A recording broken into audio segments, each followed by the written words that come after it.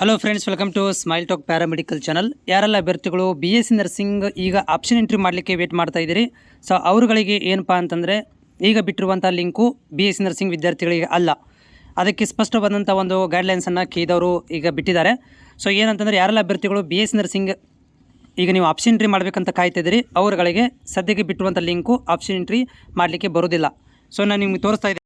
So ಈ ಒಂದು guidelines ಒಳಗಡೆ ಇದು ಇವತ್ತು ಬಂದಿರುವಂಥದ್ದು. ಇಲ್ಲಿ ಏನಪ್ಪ ಅಂದರೆ BSc ನರ್ಸಿಂಗಿಗೆ ಸ್ಪಷ್ಟವಾಗಿ ಬರೆದಿರೋದೇನಂತಂದರೆ, BSc ನರ್ಸಿಂಗ್ ಬಗ್ಗೆ ನಾನು ಹೇಳ್ತಾ ಇರುವಂಥದ್ದು, ಯಾರೆಲ್ಲ ಅಭ್ಯರ್ಥಿಗಳು ಈಗ ನಾವು ಬಿಟ್ಟಿರುವಂತಹ ಲಿಂಕಿಗೆ ನಾವು BSc ನರ್ಸಿಂಗ್ ಆಪ್ಷನ್ ಎಂಟ್ರಿ ಮಾಡ್ಬೋದು ಅಂದರೆ ಬರೋದಿಲ್ಲ. ಯಾಕಂದರೆ ಇಲ್ಲಿ ನೋಡ್ತಾ ಇದ್ದೀರಿ, ಸೊ ಕ್ಲಿಯರಾಗಿ ಬರೆದಿದ್ದಾರೆ. BSc ನರ್ಸಿಂಗ್ ಮತ್ತು ದಂತವೈದ್ಯಕೀಯ ಕೋರ್ಸ್ಗಳದ್ದು ಸೀಟ್ ಮ್ಯಾಟ್ರಿಕ್ಸ್ ಸಂಬಂಧಿಸಿದಂಥ ಇಲಾಖೆಯಿಂದ ಬಂದಿರುವುದಿಲ್ಲ. ಸೊ ಹೀಗಾಗಿ ಈಗ ನಿಮಗೆ ಬಿಟ್ಟಿರುವಂಥ ಆಪ್ಷನ್ ಎಂಟ್ರಿ ಸದರಿ ಕೋರ್ಸ್ಗಳ ಸೀಟ್ ಮ್ಯಾಟ್ರಿಕ್ಸ್ ಬಂದ ನಂತರ ನೀವು ಆಪ್ಷನ್ ಎಂಟ್ರಿ ತೆರೆಯಲಾಗುವುದು ಅಂತ ಹೇಳಿದ್ದಾರೆ. ಸೊ ಅಲ್ಲಿ ತನಕ ಕಾಯಬೇಕೀಗ. ಈಗ ಬಿಟ್ಟಿರುವಂಥದ್ದು ಇಂಜಿನಿಯರಿಂಗ್ಗೆ ಮತ್ತು ಪಶುವೈದ್ಯಕೀಯ ಮತ್ತು ಬೇರೆ ಬೇರೆ ಕೋರ್ಸ್ಗಳಿಗೆ ಬಿಟ್ಟಿದ್ದಾರೆ.